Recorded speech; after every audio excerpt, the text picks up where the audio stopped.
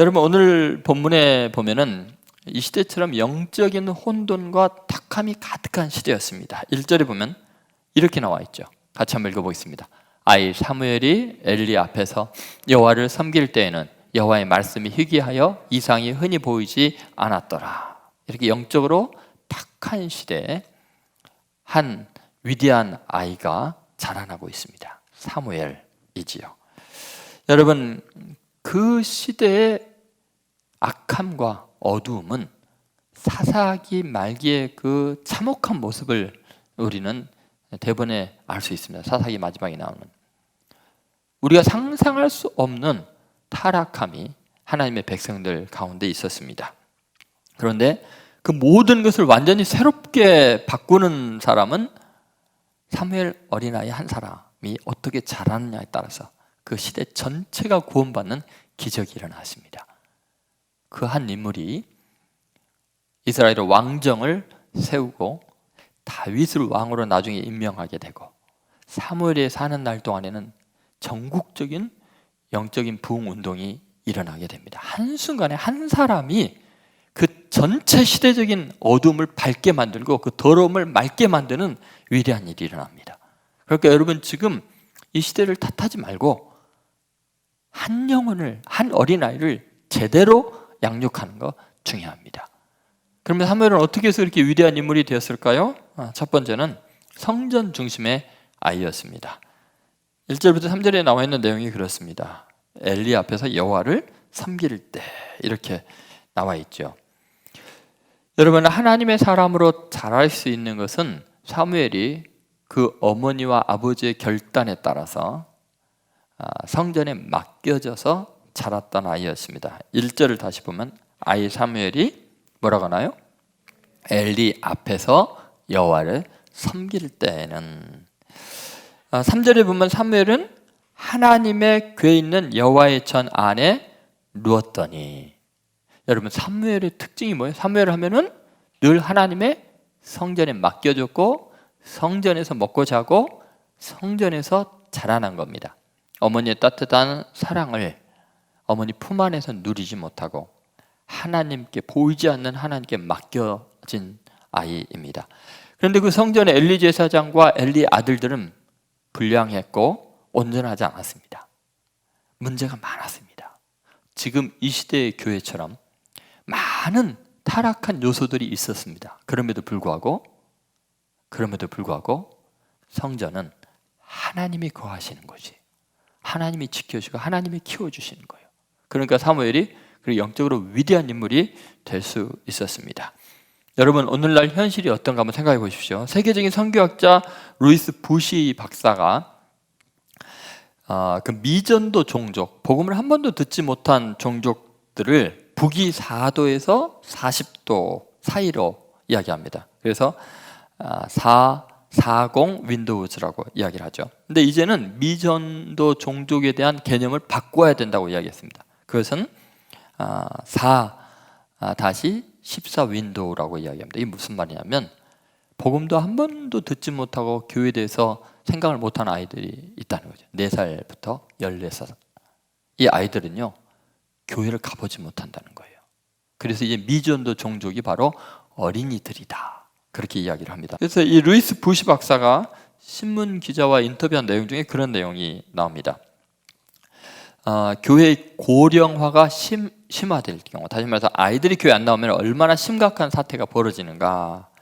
이분이 마침 영국의 웨일즈 교회를 이제 방문하게 됩니다. 그래서 거기서 이제 부흥회를 인도하기 위해서 1977년에 이제 갔답니다. 그랬더니 너무 충격을 받은 게 거의 머리가 하얀 노인들만 앉아 있다는 거예요. 저 왜 충격을 받았냐면요, 이 웨일즈 하면은 세계 교회 역사상 가장 큰 부흥의 불길이 일어난 곳입니다. 1904년에서 1905년 동안 그 웨일즈의 부흥 운동이 엄청난 영국 전체를 변화시키고, 그 부흥 운동이 미국으로 가고, 그 부흥 운동이, 웨일즈의 그 부흥 운동이 결국 한국까지 와서 1907년에 이 한국 교회 성령이 불이 임하는 그 출발점이 웨일즈 부흥입니다. 그러니까 전 세계 성령이 불을 퍼뜨린 큰 역사가 일어난 것이 웨일즈였는데, 이 박사님이 가서 보니까는 교회가 텅텅 비고 1977년인데 애들밖에 없는 거예요. 아니, 노인들밖에 없는 거예요. 너무 충격을 받은 거예요. 그러면 지금 미국이 이 상태로 가면은 30년 후면은 미국이 웨일즈 상태가 되는 거예요. 노인들밖에 지금도 울죠. 그리고 미국 한인교회들도 이 상태로 가면은 30년 후면 텅텅 빌 수밖에 없고, 그리고 그 미국 교회를 모델로 삼은 한국 교회도 불과 이제 몇 년 후면은 이 상태로 가다 보면 청년들이 교회를 다 떠나고 아이들이 교회를 안 나오면은 교회는 아무리 세계적인 부흥을 일으키는 한국 교회도 순간적으로 사라질 수 있다는 것입니다. 여러분, 이게 얼마나 심각한가? 왜 이런 현상들이 일어나는가? 그것은요, 교회가 신앙의 본질, 이 성전의 기능을 상실해서 그렇습니다. 그건 뭐냐면 따뜻한 사랑을, 세상에서 줄 수 없는 복음의 사랑을, 복음적인 인격자들이 가득한 곳이 돼야 되는데 율법화되고 조직화되고 권력화되다 보니까 아이들이 상처를 받고 교회를 오기 싫은 곳이 돼버린 거예요. 여러분, 교회는 사랑이 가득해야 돼요. 그리고 사람을 소중히 여겨야 돼요. 어린아이들 귀하게 여겨야 돼요.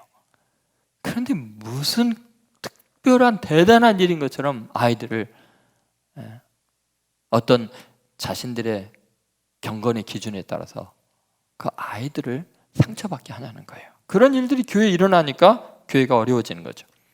여러분, 성전 중심의 가치관, 성전에 대한 아련한 추억이 있고 성전에서 자란 기쁨이 있는 아이들, 성전에 가면 너무나 행복하고 즐겁고 좋은 곳이 되어야죠.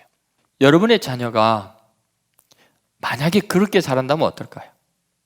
늘 주의 전을 사모하고, 그리고 정말 거기서 기도하는 청소년이라면, 대학생이라면, 여러분, 보디가드가 필요할까요? 그 아이에게 이렇게 살아라 저렇게 하라 필요할까요? 너 공부해라라는 말이 필요할까요? 너 좀 쉬어라, 응? 너도 좀 재밌게 지내라, 너도 연애 좀 해라, 그러지 않겠어요? 여러분, 사무엘처럼 이 성전 중심의 삶을 산다는 것 대단히 중요합니다. 한번 예수님을 생각해보세요. 예수님이 어렸을 때 예루살렘 성전에 갔어요. 부모들이 따라온 줄 알고 한참 가다 보니까 예수님이 없어요. 어디로 가서 찾았죠? 예루살렘 성전으로 갔어요. 야, 너 왜 안 따라오고 여기 있냐? 혼을 냈어요. 그랬더니 예수님이 뭐라 그랬어요? 내가 내 아버지 집에 있어야 될 줄을 알지 못하였나이까. 예수님은 어렸을 때부터 성전을 사랑했어요. 저는 여러분들 자녀들이요, 주의 전을 사랑하는 자녀를 키우게 되기를 바랍니다. 그것처럼 복받은 일이 없습니다. 여러분 자녀들이 교회 가는 걸 너무 행복해하고 즐거워한다면 여러분은 그 아이에 대해서는 걱정 안 해도 됩니다. 반드시 하나님이 위대하게 만드십니다. 사무엘이 다른 아이들처럼 교육 많이 받은 거 아니잖아요. 그냥 여호와의 성전에 거하였더라. 그것이 첫 번째 위대한 인물을 키우는, 성정 중심의 아이를 키우면 반드시 하나님께 복을 받는다는 것을 믿으시기 바랍니다. 자, 두 번째는 예배하는 가정의 아이였습니다. 이렇게 위대하게 성전 중심의 아이가 될 수 있었던 것은 그 가정의 분위기가요, 예배를 소중히 여기니까요. 그 부모님의 신앙의 영향이었습니다. 사실은 사무엘은 어머니가 기도로 낳은 아이였죠. 사무엘은요, 뱃속에서부터 어머니의 기도로 잉태되었고 기도로 자랐습니다. 젖될 때까지도 어머니 기도 소리로 자랐습니다. 사무엘상 1장 10절 11절에 보면 이런 말씀이 있습니다. 자, 같이 읽어보겠습니다. 한나가 마음이 괴로워서 여호와께 기도하고 통곡하며 소원하여 이르되 만군의 여호와여, 만일 주의 여종의 고통을 돌아보시고 나를 기억하사 주의 여종을 잊지 아니하시고 주의 여종에게 아들을 주시면 내가 그의 평생의 그를 여호와께 드리고 삭도를 그 머리에 대지 아니하겠나이다. 어머니의 통곡, 하나님 앞에 오랜 기도, 그것이 사무엘을 사무엘 되게 한 것입니다. 얼마나 오래 간절히 집중적으로 기도하는 사람이었는지요, 엘리 제사장이 어머니가 술에 취한 줄로 알았습니다. 이 한나가 기도하는 모습이 얼마나 간절했는지요, 술 취한 여자로 알았습니다.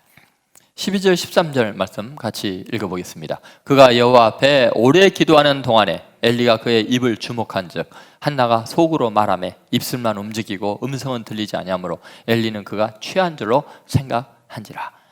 여러분, 다른 사람이 보기에 미친 사람처럼 여겨질 정도로 기도에 몰입을 한 거예요. 그런 어머니의 기도를 듣고 자란 사무엘이 어찌 훌륭하게 안 되겠습니까? 여러분에 대한 이미지가 어때요? 우리 아빠, 우리 엄마에 대한 자녀들의 이미지 어떨까요? 네, 기도하는 어머니, 기도하는 아버지 생각하면요, 나중에 반드시 돌아옵니다. 반드시 위대해집니다. 자라는 과정에서 사춘기 때 이상한 짓을 하고 망가지는 것 같아도요, 부모님의 기도는 절대로 헛되지 않습니다. 그것처럼 위대한 것은 아무것도 없습니다. 그것을 대신할 수 있는 유산도 없습니다. 저도 마찬가지입니다. 제 외할머니, 제 어머니의 간절한 기도, 그리고 지금까지 수많은 믿음의 어머니들의 기도가 있었습니다. 여러분, 이처럼 부모님이 예배에 충실하고 하나님을 경외하는 사람, 그렇게 낳은 자녀는 위대합니다. 단순히 남녀의 사랑으로, 물질로, 그리고 세상 지식으로 키운다고 위대해질 것 같습니까? 그렇게 세상적인 욕망과 성취에 대한 욕망으로 키워진 아이들이 세상을 타락시키고 망가뜨리고 저주를 불러오는 일이 발생하는 겁니다. 여러분, 하나님께 소원한 대로 완전히 바치면 하나님이 책임져 주십니다. 내가 키우는 것보다 하나님께 바치는 것이 훨씬 더 안전하고 위대하게 키워집니다. 여러분 믿습니까? 네, 26절, 27절 보시죠. 사무엘상 1장 같이 있습니다. 한나가 이르되 내 주여 당신의 사심으로 맹세하나이다. 나는 여기서 내 주 당신 곁에 서서 여호와께 기도하던 여자라. 이 아이를 위하여 내가 기도하였더니 내가 구하여 기도한 바를 여호와께서 내게 허락하신지라.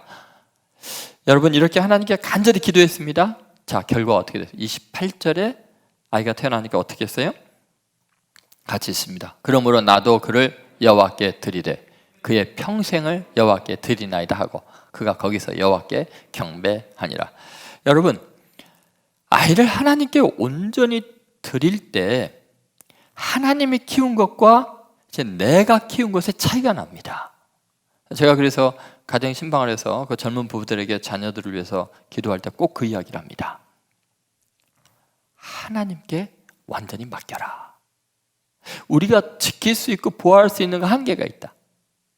전능하신 하나님이 천군 천사를 보내서 아이를 지키고 하나님의 성령님께서 이 아이를 키워주시고 지혜를 보여주시는 게 내가 모든 물질과 지혜와 경험을 통해서 가르치는 것보다 훨씬 위대하다. 그 믿음이 있어라. 좀 믿음을 가져라. 여러분, 결국은 21절에 보니까 얼마나 예배 중심으로 하나님께 나아가는 가정이었는지를 알 수 있습니다. 그 가정의 분위기가 예배의 중심이었어요. 자, 21절 같이 읽어보겠습니다. 그 사람 엘가나와 그의 온 집이 여호와께 매년제와 서헌제를 드리러 올라갈 때, 여러분 그때는 예배 드리러 가는 것이 참 먼 거리였던 거예요. 그런데도 정한 절기에 꼭꼭 온 가족들이 다 가서 하나님 앞에 예배를 드린 거죠. 신앙으로 똘똘 뭉쳐진 가정이었습니다. 그러니까 그 아이가 하나님의 사람이 될 수밖에 해요. 여러분은 하나님의 사람이 됐다 하니까 걱정이 되시나요? 여러분, 하나님의 나라와 영광을 위해서 사는 인생이요 가장 복됩니다. 인류 역사의 위대한 예술가들, 가장 위대한 정치가들, 윌리엄 윌버포스 같은 사람들도 마찬가지고요. 역사의 획을 긋는 사람들은 하나님의 사람들이었습니다. 하나님께 완전히 바쳐진 인생이 가장 강력한 영향력을 끼칩니다. 꼭 목회자가 아니어도 마찬가지예요, 여러분. 자, 세 번째는 신앙의 전승을 잘 받는 아이였습니다. 4절부터 9절의 내용입니다. 1절을 보시면 이렇게 표현되어 있죠. 1절에 아이 사무엘이 엘리 앞에서 여호와를 섬길 때에는 여호와의 말씀이 희귀하여 이상이 흔히 보이지 않았더라. 여러분, 또 2절에 보면 눈이 어두워 잘 보지 못할 정도로 엘리 제사장의 상태가 안 좋은 걸로 나옵니다. 한번 읽어보겠습니다. 엘리의 눈이 점점 어두워가서 잘 보지 못하는 그때 그가 자기 처소에 누웠고. 여러분 한번 생각해 보세요. 지금 아이를 성전에 맡겼는데요. 이 제사장이 형편이 없네요. 그 시대가 어둡고요. 제사장이 하나님의 말씀도 듣지 못하고요. 더구나 눈이 어두웠다. 잘 보지도 못하고요. 술 취한 여자와 기도하는 여자 구별도 못하고요. 이게 영적으로 얼마나 한심합니까? 그런 제사장에게 맡긴 거예요. 그러면 여러분 이 아이가 제대로 자라겠습니까? 근데 제대로 자랍니다. 왜 그런지 한번 생각해 봅시다. 여러분 4절과 5절에 보면은 그렇다고 사무엘 아이가 하나님의 말씀을 분별할 수 있는 능력이 있는 것도 아니에요. 자, 4절 5절 같이 있습니다. 여호와께서 사무엘을 부르시는지라 그가 대답하되 내가 여기 있나이다 하고 엘리에게로 달려가서 이르되 당신이 나를 부르셨기로 내가 여기 있나이다 하니 그가 이르되 나는 부르지 아니하였으니 다시 누우라 하는지라 그가 가서 누웠더니. 자, 어린 사무엘도 하나님의 음성을 들을 줄은 몰랐어요. 사람의 음성과 하나님의 음성을 구별 못합니다. 자, 여러분 시대적으로 영적으로 퇴락했어요. 제사장은 전혀 영적인 것에 관심도 없고 둔감해졌고 육신의 눈도 멀었어요. 그러면 이 아이가 어떻게 하나님을 만나냐고요. 성전에 가서 맡겨진 게 무슨 의미가 있을까요? 그런데 참 놀라운 것은요, 그 성전에 전통이라는 게 있는 거예요. 하나님의 음성을 듣는 법이 있는 거예요. 하나님의 말씀을 구별하는 신학적인 체계가 있는 거예요. 이 교회의 전통이라는 게 아무것도 아닌 것 같아도 2000년을 내려오고 있잖아요. 사무엘이라는 위대한 사사가 나오고 제사장이 나오고 선지자가 나올 수 있었던 것은 누구에게도 배운 게 아니라 그냥 예전부터 내려오는 제사장과 선지자들의 전통을 따라서 하나님의 말씀을 듣는 법을 그냥 전수받았을 뿐이에요. 그런데 위대한 하나님의 사람으로 하나님이 그를 키우신 거죠. 자, 8절 9절을 보시죠. 자, 이제 그 엉터리 같은 엘리 제사장이 전통을 전수해 줍니다. 자, 8절 9절 같이 읽어보겠습니다. 여호와께서 세 번째 사무엘을 부르시는지라 그가 일어나 엘리에게로 가서 이르되 당신이 나를 부르셨기로 내가 여기 있나이다 하니 엘리가 여호와께서 이 아이를 부르신 줄을 깨닫고, 그 다음에 엘리가 사무엘에게 이르되 가서 누웠다가 그가 너를 부르시거든 내가 말하기를 여호와여 말씀하옵소서 주의 종이 듣겠나이다 하라 하니 이에 사무엘이 가서 자기 처소에 누우니라. 결국은 하나님의 음성을 구별하고 듣는 법을 누구에게 배웠어요? 엘리에게. 그럼 엘리는 영적으로 뛰어났나요? 자기는 못 들어요. 그래도 뭐를 알아요? 듣는 선지자 전통을 가르쳐 준 거예요. 그래서 여러분 교회가 중요한 거예요. 교회는 타락했고 성직자들이 타락하고 잘못될 수 있어요. 그런데 뭐가 있어요? 전통이 있어요. 하나님의 귀한 말씀을 분별하고 깨닫는 방법이 있고 하나님의 음성이 교회에서 들려지고 하나님의 말씀이 선포되고 그 말씀을 분별하는 법이 바로 아무리 타락한 제사장들도 적어도 그건 있는 거예요. 여러분 믿습니까? 그것이 사무엘 되게. 그래서 교회는 여전히 필요한 거예요. 그래도 목회자가 필요한 거예요. 이거 안 가르쳐 줬으면 어떻게 사무엘이 위대해질 수 있었겠습니까? 여러분 종교적인 형식의 틀, 즉 선지자 전통을 엘리에게 배우고 그 그릇 안에 하나님의 말씀을 담았기 때문에 위대한 하나님의 사람이 탄생한 것입니다. 여러분 나중에 이제 얼마나 놀라운 일이 일어나는가를 제가 설명할게요. 저는 성경을 읽으면서요 너무너무 하나님의 마음이 신비롭게 느껴집니다. 자, 여러분 이 사무엘은 어느 지파 사람이죠? 모르죠? 엘가나, 사무엘의 아버지 엘가나가 어느 지파 사람이에요? 1장에 보면 에브라임 지파 사람이에요. 그런데 나중에 놀랍게도요 이 사무엘이 에브라임 지파의 족보에 나오는 게 아니라 레위 지파의 족보에 나와요. 역대기로 가면요 역대기는 가장 중요한 게 족보예요. 1장부터 9장까지 그냥 족보만 내리 나올 정도로. 근데 그 족보는 전부 다 레위인들 제사장 중심으로 족보가 기록이 돼요. 나머지는 간단하게 언급이 돼요. 그런데 철저하게 레위 혈통 제사장의 혈통의 순수성을 강조하는데 예외적인 사건이 하나 일어나요. 갑자기 엘리의 이름이 나와요. 엘리. 이 엘리는 완전히 빠져버려요. 엘리는 레위 지파거든요. 근데 엘리와 그 아들들은 완전히 제거돼 버려요. 왜냐하면 타락하니까. 그리고 대신 그 자리에 에브라임 지파의 엘가나 이름이 난데없이 족보의 흐름을 딱 끊겨서 들어가요. 마치 레위기로 연결된 것처럼. 그리고 그 엘가나의 후손 사무엘이 나와요. 사무엘의 후손 중에서 이제 조상도 나오고 뭐 후손도 나오고 그러는데 사무엘의 후손 중에서 아주 위대한 하나님을 찬양하는 선지자들 이름이 나와요. 뭐 헤만이라든지 그핫 자손 중에 레위의 아들 그핫에게서 이 연결이 되는 걸로 나오는 거예요. 그러니까 이 레위 지파가 아닌데도 에브라임 지파인데도 하나님께 바쳐졌잖아요. 엘리 제사장에게 이게 입양된 거잖아요. 그러니까 혈통의 순수성을 그렇게 강조하던 역대기 기자가 아무 이상이 없는 것처럼 입양한 이 사무엘을 엘가나의 아들인데도 불구하고 에브라임 지파가 아니라 레위 지파에 흡수해서 제사장의 전통을 이어가는데 나중에 헤만이라든지 가장 위대한 다윗 왕의 그 선지자 같은 찬양하는 위대한 찬양대 지휘자, 작곡가, 예언가로 사무엘의 손장과 후손에서 나오게 돼요. 여러분 이것이 의미하는 바가 뭔가 한번 생각해 보세요. 우리가 교회에서 신앙생활 아이들이 하고 이런 것들은요, 교회 제도나 교회 그 리더의 문제가 아니라 이건 하나님이 하시는 거예요. 정말 하나님께 온전히 드리고자 하면 하나님이 책임을 지시고 하나님께서 출신 성분이 어떻든 세상에서 얼마나 버림받았던 그다음 원통한 것이 많았던 상관없이 하나님께 드려지면 그 인물을 가장 위대한 거룩한 존재로 얼마든지 바꿔서 사용하시는 거예요. 제사장이 자격이 없는데 왕 같은 제사장으로 부르시는 거예요. 아니 왕을 만드는 사람으로 바꾸시는 거예요. 그것을 우리에게 보여주고 있는 거죠. 여러분 우리가 하나님의 성전 중심으로 하나님의 은혜를 사모하는 것이 이렇게 위대합니다. 지금 여러분이 지금 자격이 없다고 생각하십니까? 가난하다고 생각하십니까? 우리 조상들이 저주받은 혈통이라고 생각하십니까? 아무 상관없습니다.